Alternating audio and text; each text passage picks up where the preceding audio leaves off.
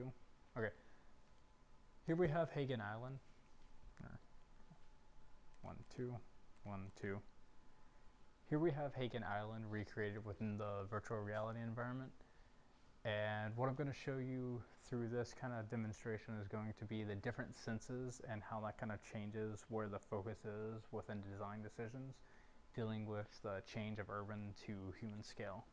So the first one I want to talk about is going to be the visual senses and how our understanding and how we're making decisions once we're in the virtual reality environment is actually going to be highly based off contextual understanding.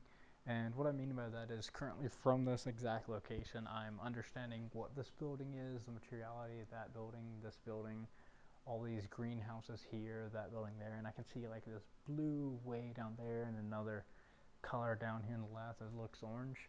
So from this position, I can understand those. Now you could get the same thing through a dynamic 3D program like Revit, SketchUp with perspective camera views and whatnot.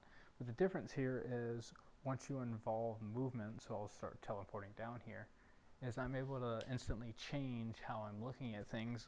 And once I involve the actual movement through my actual body moving through space, my visual senses are becoming different as I'm looking and using my whole body. I'm putting my whole experience of the actual space into account. So if the goal here is to make me go down this path, but as I'm traveling this path, I start saying here, well, there's this new informal pathway that we have here, and this is just based off me being in space at this position and what I'm able to visually see. So you're getting instantaneous feedback based on contextual understanding. Now, the next sense would be hearing. I haven't put in any sound into this actual virtual environment, but an easy way to kind of discuss this and how this can play into effect is this is actually pretty simple to add in, as it's just a recording file that you can use. Is if you recorded, say, these greenhouses in this building where the program was such that you had a lot of people here, for some reason it was a market or what have you. Within this area, you would have a traditional sound that you would hear over time. Now, what the virtual environment would allow you to do is be over here and hear the sound there. So as you're moving through space, you can actually navigate based off that sound. And that brings to point another kind of parameter of which we have to think about designing is the external acoustics of a space help determine how you navigate, not just by visual acuity of like what you can see, but you also travel through sound. So this brings up to kind of like the forefront of thinking as if it's put into the virtual environment for you to think about. The next one is actually going to be these. So these are controllers that when I press a button, they close in on themselves, and they're pretty accurate. And when you close it, it feels like your actual hands are closing because you're gripping your hands. But you also can move them, and as you move your arms, you can see and feel the virtual environment just as it would be in the real environment. This becomes extremely useful when dealing with elements such as this. So like this is a mullion span here. So as you're putting your hands out, you're physically feeling where this is. And you can also do the same thing like on the ground. You can physically feel how big spaces are. Like I really want to reach up there, but I'm just tall enough to touch that with the tip of the controller. If I drop the controller down, I'm now holding it by the fingertips. I know I can't reach that. And say I wanted this to be able to people to put stuff up there, then I would know I want to drop that down just a little bit, and it's based off my actual body's position and my limbs' position in space. So that's dealing with the proprioception sense. Now once we get to the vestibular, the movement through space, once I'm able to start walking, so I can physically walk through this space, and I can use my body and start moving around, I start experiencing like I'm living in space.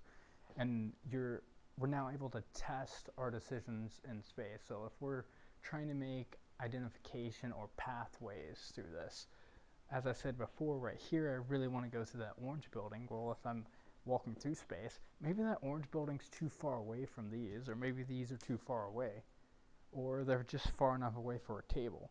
But I'm actually able to test how far that is by having to physically walk it. One part of this actual design here on Hagen Island that is kind of interesting is all of the parking is actually at the edge. So all around this is where your parking would be. So what's really interesting is if I'm right here in the middle, which is actually right about here, I have to walk all of the space to be able to get to the edge of these. This is something that you don't really think about within urban planning development, but now that I'm in here and I have to physically walk this, you can see how big this space is just based off vision, but actually having to walk it brings a whole another understanding to what you're actually dealing with.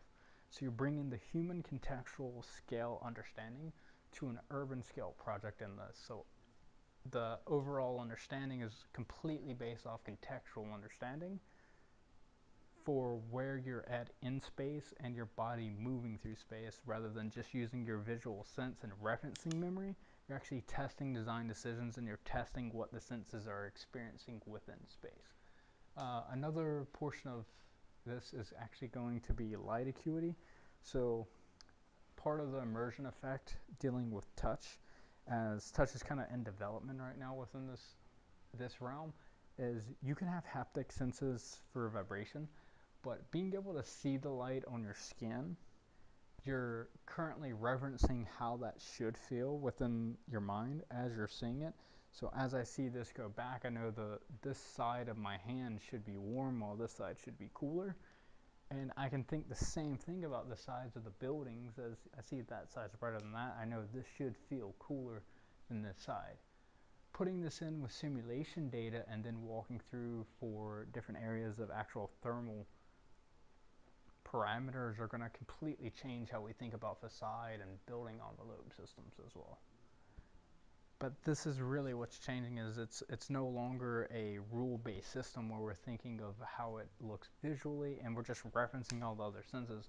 We're putting our senses in as part of that feedback of how we're understanding the effects of design decisions.